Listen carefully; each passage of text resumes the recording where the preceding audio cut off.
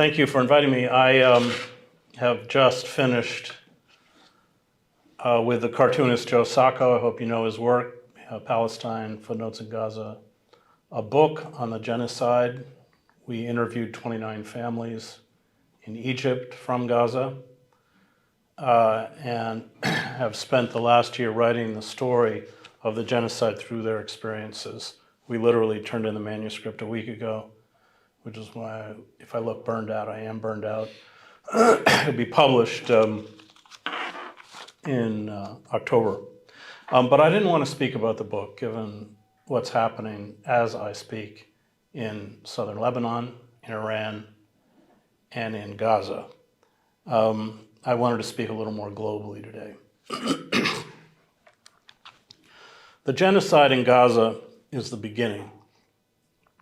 Welcome to the New World Order, the age of technologically advanced barbarism. There are no rules for the strong, only for the weak. Oppose the strong, refuse to bow to its capricious demands, and you are showered with missiles and bombs. We watch this madness daily with the war on Iran, the saturation bombing of southern Lebanon, and the suffering in Gaza. International bodies, such as the United Nations, have been neutered, transformed into useless appendages of another age. The sanctity of individual rights, open borders, and international law have vanished.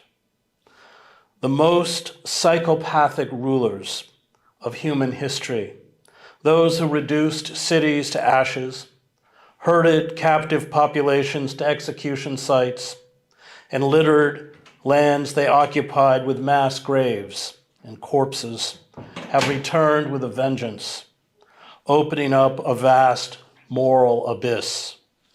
The law, despite a few valiant efforts by a handful of judges who will soon be purged, domestically and in international bodies such as the International Court of Justice, is contemptuously violated. Savagery abroad, savagery at home. The BBC's Lucy Williamson reports that Israel is destroying South Lebanon, and I quote, using Gaza as a model, a blueprint for destruction, used again as a path to peace, end quote. Over 1 million people have already been displaced in Lebanon, 1/5 of the entire population of a country that already hosts the world's highest number of refugees per capita in just a few weeks. Add to this 2 million displaced in Gaza and 3 million displaced in Iran. 6 million people rendered homeless. For 4 decades, Israeli Prime Minister Benjamin Netanyahu has been lobbying for the US to go to war with Iran. Previous administrations, Republican and Democrat, have refused, in no small part because of fierce opposition within the Pentagon, which did not view Iran as an existential threat and did not project a positive outcome for the United States or its allies. But Donald Trump, encouraged by his inept negotiating team of his son-in-law Jared Kushner and fellow real estate developer and golfing partner Steve Witkoff, each fervent Zionists, took the bait.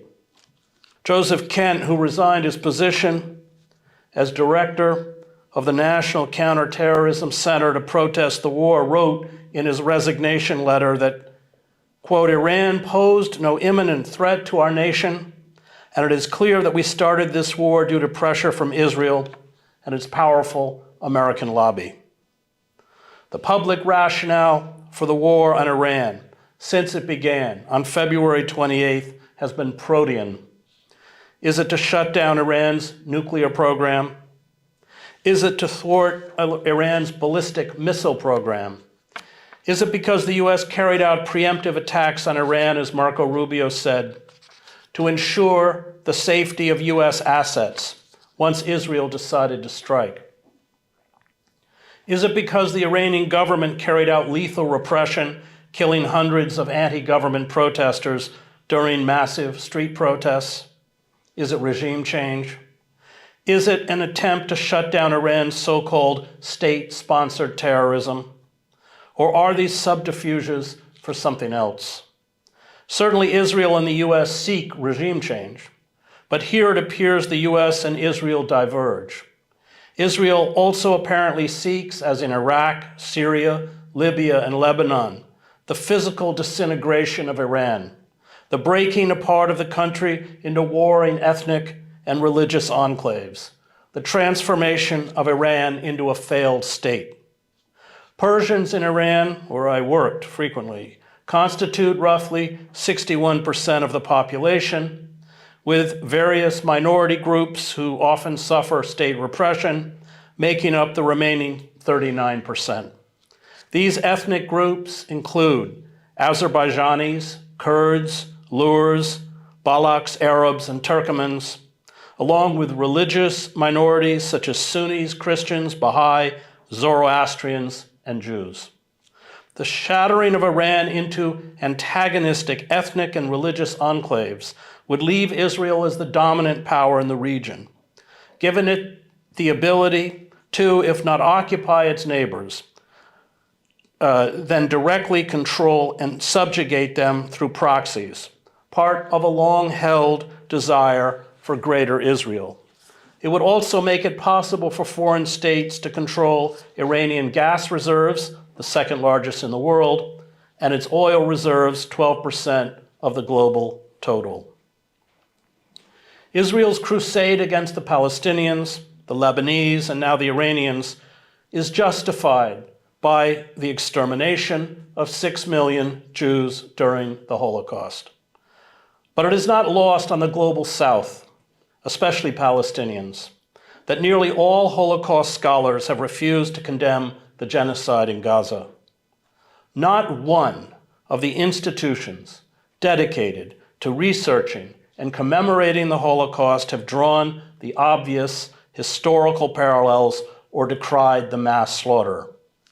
Holocaust scholars, with a handful of exceptions, have exposed their true purpose, which is not to examine the dark side of human nature and the frightening propensity we all have to commit evil, but to sanctify Jews as eternal victims and absolve the ethno-nationalist state of Israel of its crimes of settler colonialism, apartheid, and genocide.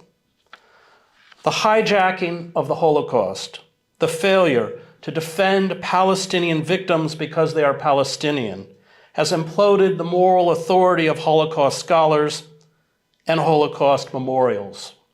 They have been exposed as vehicles not to prevent genocide, but to perpetuate it, not to explore the past, but manipulate the present.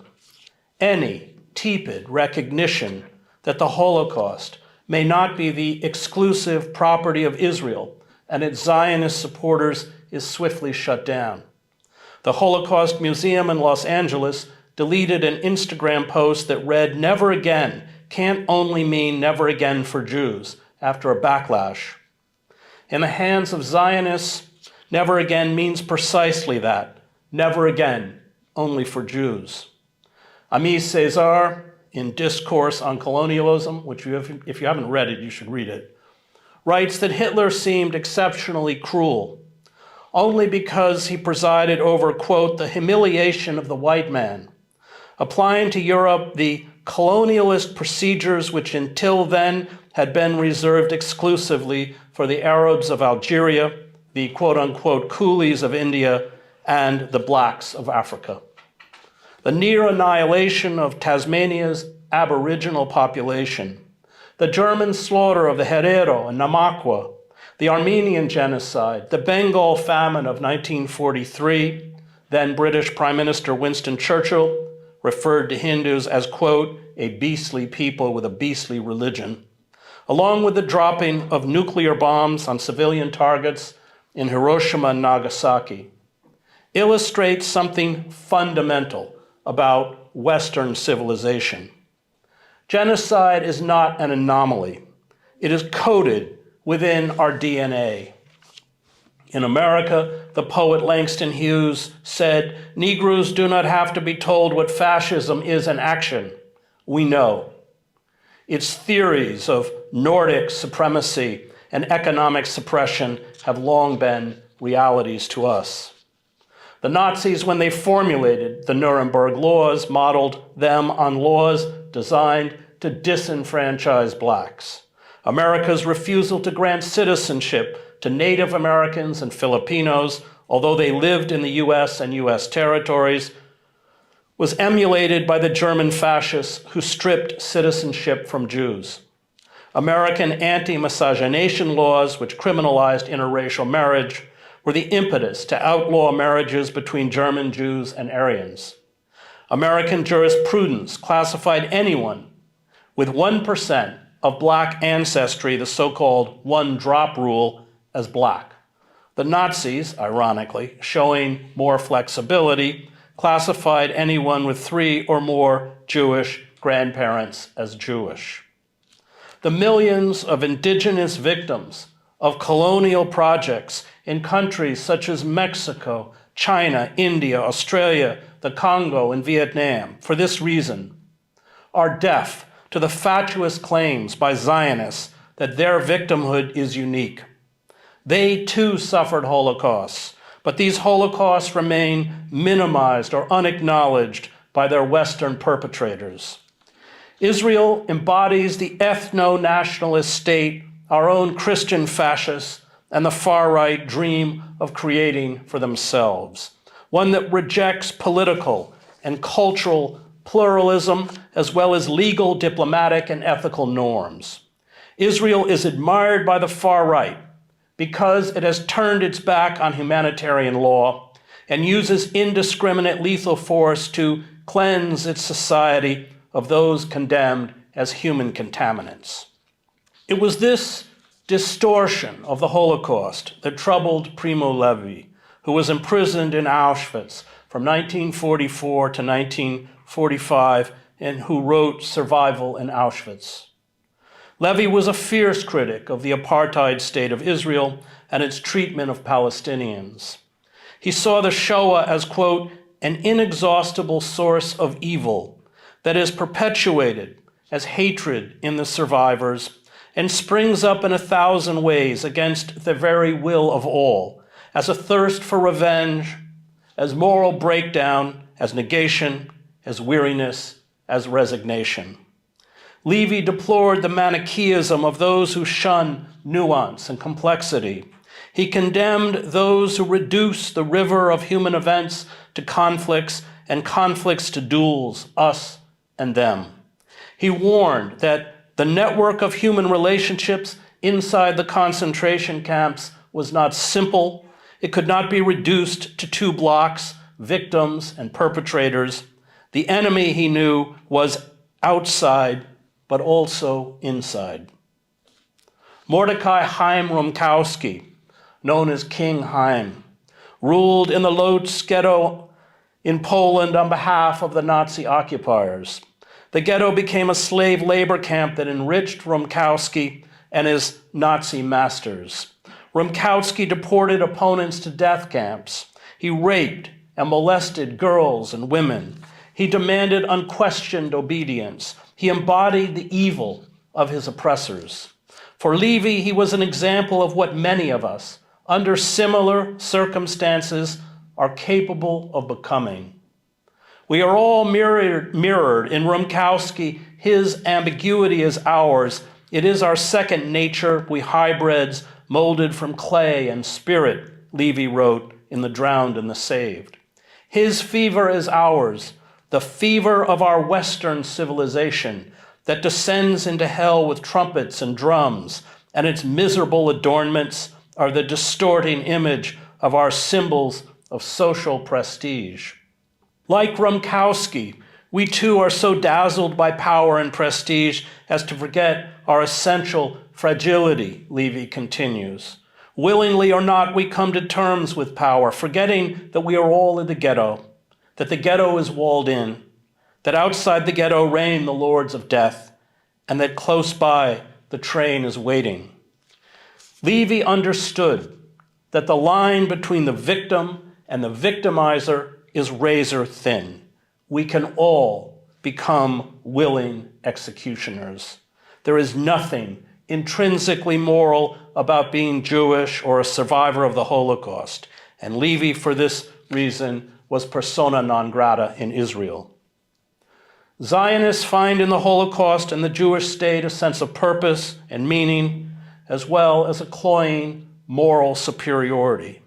After the 1967 war, when Israel seized Gaza, the West Bank, including East Jerusalem, Syria's Golan Heights, and Egypt's Sinai Peninsula, Israel, as American sociologist Nathan Glazer approvingly observed, became, quote, the religion of the American Jews. The Holocaust became their moral capital. Jewish suffering is depicted as ineffable, uncommunicable, and yet always to be proclaimed, writes the European historian Charles Mayer in The Unmasterable Past, History, Holocaust, and German National Identity. It is intensely private, not to be diluted, but simultaneously public, so that genteel society will confirm the crimes. A very peculiar suffering must be enshrined in public sites, Holocaust museums, memory gardens, deportation sites, dedicated not as Jewish, but civic memorials. But what is the role of a museum in a country such as the United States, far from the site of the Holocaust? Is it to rally the people who suffer, or to instruct non-Jews? Is it supposed to serve as a reminder that it can happen here? Or is it a statement that some special consideration is deserved? Under what circumstances can a private sorrow serve simultaneously as a public grief? And if genocide is certified as a public sorrow, then must we not accept the credentials of other particular sorrows too? An American historian of Polish ancestry argues that with the German invasion of 1939, the Poles became the first people in Europe to experience the Holocaust, and that historians have so far chosen to interpret the tragedy in exclusivist terms, namely, as the most tragic period in the history of the Jewish diaspora. If Polish Americans claim that their own quote-unquote forgotten Holocaust, what recognition should they enjoy? Do Armenians and Cambodians also have a right to publicly funded Holocaust museums? And do we need memorials to Seventh-day Adventists and homosexuals for their persecution at the hands of the Third Reich? Unique suffering confers unique entitlement. Any crime Israel carries out in the name of its survival, its right to exist, is justified in the name of this uniqueness. There are no limits. The world is black and white, a never-ending battle against Nazism, which is protean, depending on who Israel targets. To challenge this bloodlust is to be an anti-Semite, facilitating another genocide of Jews. This simplistic formula not only serves the interests of Israel, but also the interests of colonial powers that carried out their own genocides, ones they also seek to obscure. The sacralization of the Nazi Holocaust offers a bizarre quid pro quo, arming and funding the State of Israel, blocking UN resolutions and sanctions that would condemn its crimes, and demonizing Palestinians and their supporters becomes proof of atonement and support for Jews. Israel, in return, absolves the West for its indifference to the plight of Jews during the Holocaust, and Germany for perpetrating it. Germany uses this unholy alliance to separate Nazism from the rest of German history, including the genocide German colonists carried out against the Nama and Herero in German Southwest Africa, now Namibia. Such magic, the Israeli historian and genocide scholar Roz Siegel writes, legitimizes racism against Palestinians at the very moment that Israel perpetrates genocide against them. The idea of Holocaust uniqueness thus reproduces, rather than challenges, the exclusionary nationalism and settler colonialism that led to the Holocaust. Professor Siegel, the director of the program in Holocaust and Genocide Studies at Stockton University in New Jersey, wrote an article about the war on Gaza on October 13th, 2023, titled, "A Textbook Case of Genocide." This denunciation from an Israeli Holocaust scholar whose family members perished in the Holocaust was a very lonely stance.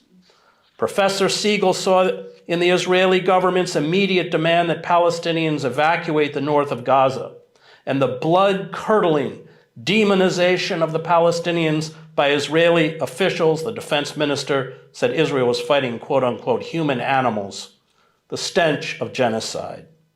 The whole idea about prevention and never again is that, as we teach our students, there are red flags, that once we notice them, we're supposed to work in order to stop the process that could escalate to genocide, Professor Siegel told me, even if it's not genocidal yet.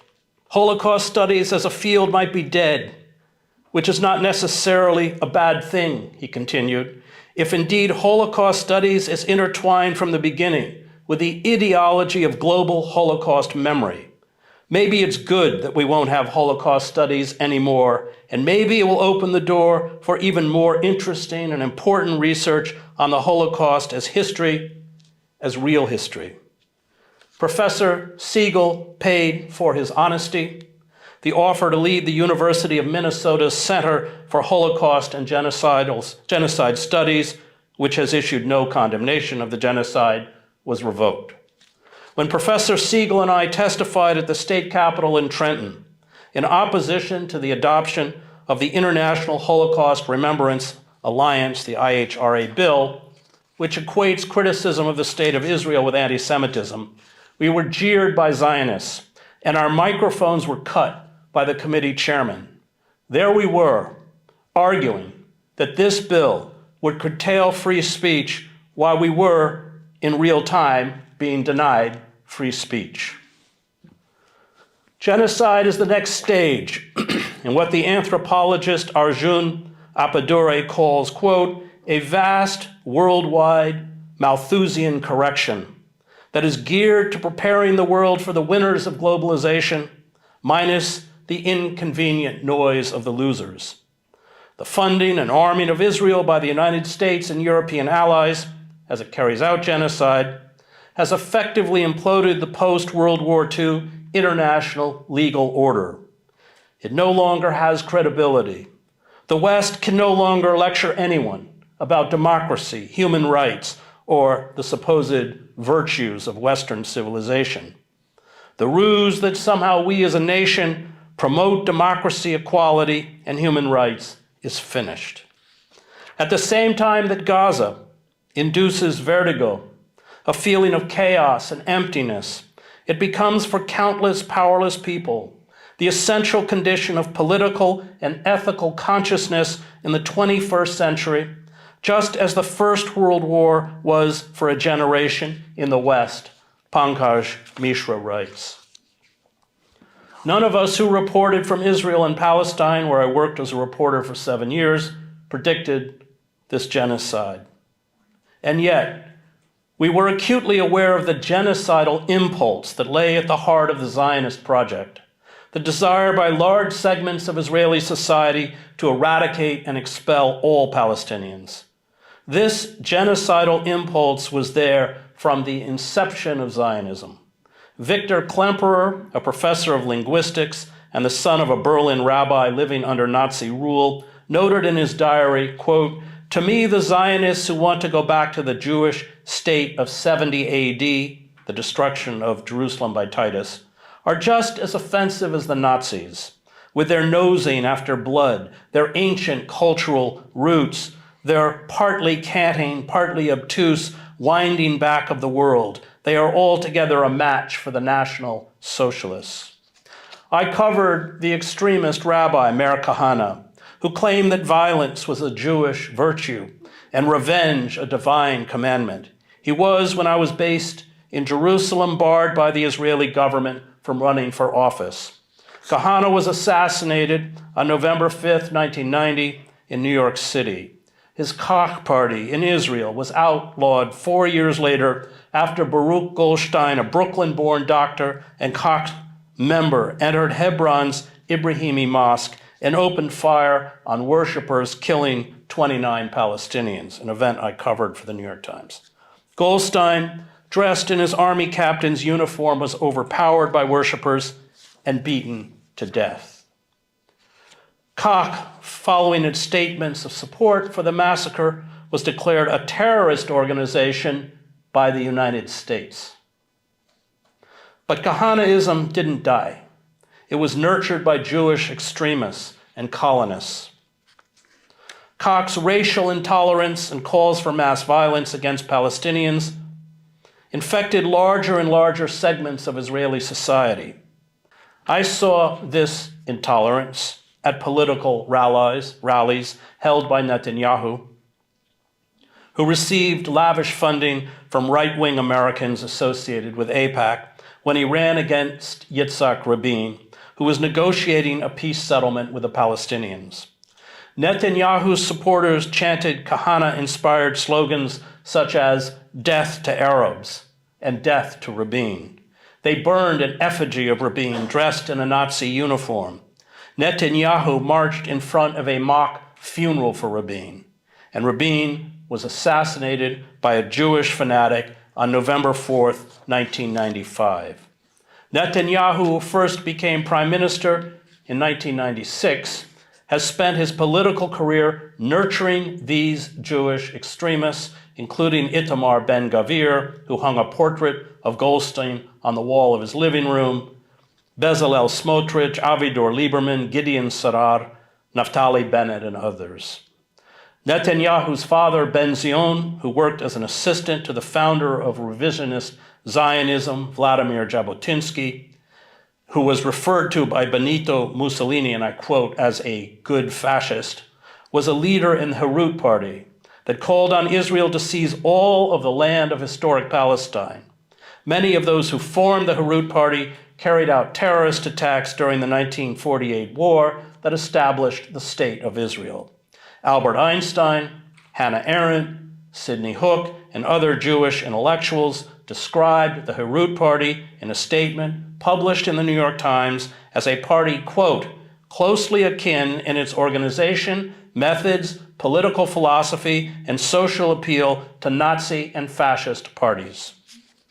There has always been a virulent strain of Jewish fascism within the Zionist project, mirroring the strain of fascism in American society.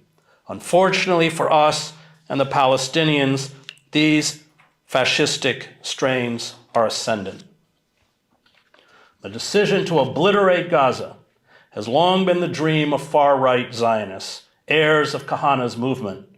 Jewish identity and Jewish nationalism are the Zionist versions of the Nazis' blood and soil ideology. Jewish supremacy is sanctified by God, as is the slaughter of the Palestinians who Netanyahu compared to the biblical Amalekites who were massacred by the Israelites. Europeans and Euro-Americans in the American colonies used the same biblical passage to justify their genocide against Native Americans. Enemies, usually Muslims, who are slated for extinction are subhumans who embody evil. Violence and the threat of violence are the only forms of communication those outside the magical circle of Jewish nationalism understand. Messianic redemption will take place once the Palestinians are expelled. Jewish extremists call for the Al-Aqsa Mosque, one of 3 of the most sacred sites for Muslims, supposedly built on the ruins of the Jewish Second Temple, which was destroyed by the Roman army in 70 AD, to be demolished. These extremists call for it to be replaced by a 3rd Jewish temple, a move that would set the Muslim world alight. The West Bank, which zealots refer to as Judea and Samaria, is being annexed as I speak by Israel. Israel, governed by religious laws imposed by ultra-Orthodox Shas and United Torah Judaism parties, will soon mirror the despotic theocracy in Iran. James Baldwin presciently saw this regression to our innate barbarism. And just the students here, if you have not read James Baldwin, you don't understand America. He warned that there was a, quote, terrible probability that Western populations, struggling to hold on to what they have stolen from their captives and unable to look into their mirror, will precipitate a chaos throughout the world, which, if it does not bring life on this planet to an end, will bring about a racial war as the world has never seen, and for which generations yet unborn will curse our names forever. The savagery in Iran, Lebanon, and Gaza is the same savagery we face at home. Those carrying out the genocide, mass slaughter, and unprovoked war on Iran are the same people dismantling our democratic institutions. The Iranians, Lebanese, and Palestinians know there is no appeasing these monsters. The global elites believe nothing. They feel nothing. They cannot be trusted. They exhibit the core traits of all psychopaths: superficial charm, grandiosity and self-importance, a need for constant stimulation, a penchant for lying, deception, manipulation, and the inability to feel remorse or guilt. They disdain as weakness the virtues of empathy, honesty, compassion, and self-sacrifice. They live by the creed of me, me, me. The fact that millions of people share the same vices does not make these vices virtues. The fact that they share so many errors does not make the errors to be truths. And the fact that millions of people share the same forms of mental pathology does not make these people sane. Erich Fromm writes in The Sane Society. We have witnessed evil for nearly 3 years in Gaza. We watch it now in Iran. We watch it in Lebanon. We see this evil excused or masked by political leaders and the media. The New York Times, in a page out of Orwell, sent an internal memo telling reporters and editors to eschew the terms refugee camps, occupied territory, ethnic cleansing, and of course, genocide when writing about Gaza. Those who name and denounce this evil, including the heroic students who set up encampments on campuses here at Princeton and even abroad, are smeared, blacklisted, and purged. They are arrested and deported. A deadening silence is descending upon us, the silence of all authoritarian states. We know where this ends. Fail to do your duty. Fail to cheerlead the war on Iran.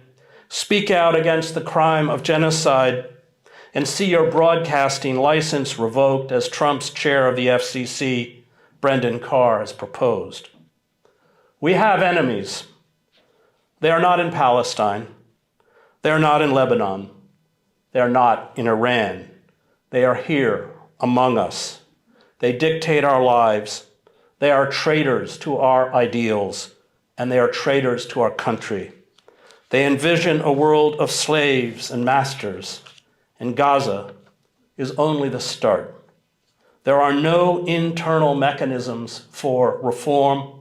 We can obstruct or surrender. These are the only choices left. Thank you.